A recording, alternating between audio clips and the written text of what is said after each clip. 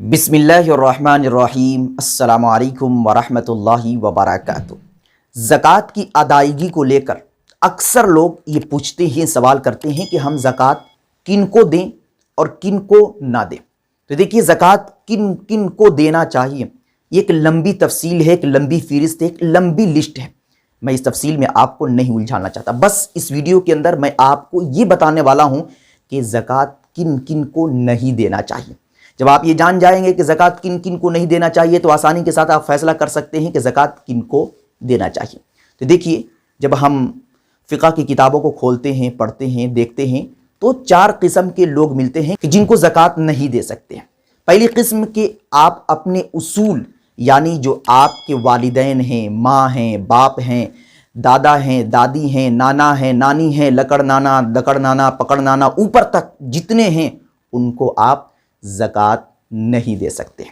اسی طریقے سے جو آپ کے فروع ہیں، بیٹے ہیں، بیٹیاں ہیں، پوتے ہیں، پوتیاں ہیں، نواسہ ہیں، نواسیاں، نیچے تک جتنے ہیں ان کو بھی آپ زکوٰۃ نہیں دے سکتے۔ تو 2 ہو گئے۔ اب تیسری قسم ہے کہ ایک شوہر اپنی بیوی کو زکوٰۃ نہیں دے سکتا، اسی طریقے سے ایک بیوی اپنے شوہر کو زکوٰۃ نہیں دے سکتی۔ اور آخری قسم اور چوتھی قسم کہ آپ ایک مالدار شخص کو زکوٰۃ نہیں دے سکتے، جو خود صاحب نصاب ہے، جس پر خود زکوٰۃ واجب ہے، اس کو آپ زکوٰۃ کی رقم نہیں دے سکتے ہیں۔ تو اب اس چیز کو ذہن میں رکھتے ہوئے آپ فیصلہ کر سکتے ہیں کہ ان لوگوں کو زکوٰۃ نہیں دے سکتے ہیں، تو ان لوگوں کے علاوہ جتنے بھی لوگ ہیں ان سب کو زکوٰۃ آپ دے سکتے ہیں۔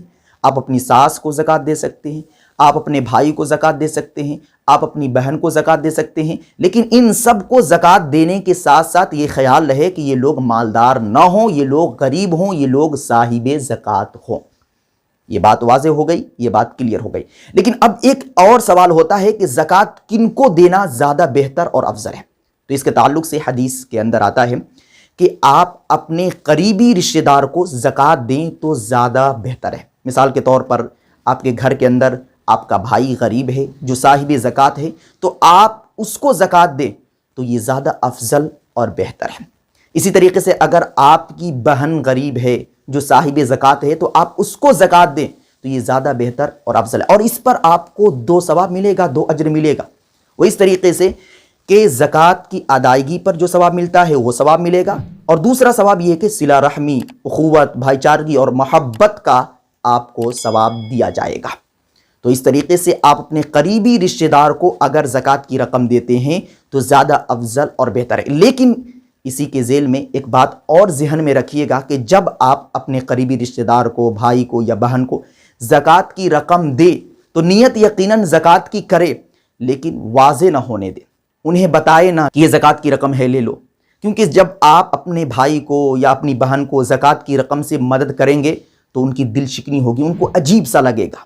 اس لیے بہتر یہی ہے کہ آپ اپنے قریبی رشتہ دار کو زکوٰۃ دیں، لیکن ان کے سامنے واضح نہ کرے، بیان نہ کرے کہ یہ زکوٰۃ ہے، آپ لے لیجئے۔ میں امید کرتا ہوں کہ آپ حضرات کو یہ مسئلہ اچھے طریقے سے سمجھ میں آ چکا ہوگا۔ دعا کرے اللہ رب العزت ہم سبوں کو دین کی صحیح سمجھ عطا فرمائے۔ السلام علیکم ورحمۃ اللہ۔ Thanks for watching. Don't forget like, comment, share and subscribe to Al Haq Media.